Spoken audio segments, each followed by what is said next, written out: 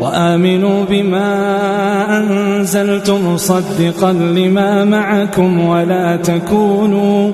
ولا تكونوا أول كافر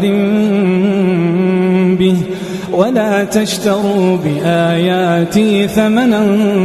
قليلا وإياي فاتقون ولا تلبسوا الحق بالباطل وتكتموا الحق وأنتم تعلمون وأقيموا الصلاة وآتوا الزكاة واركعوا مع الراكعين أتأمرون الناس بالبر وتنسون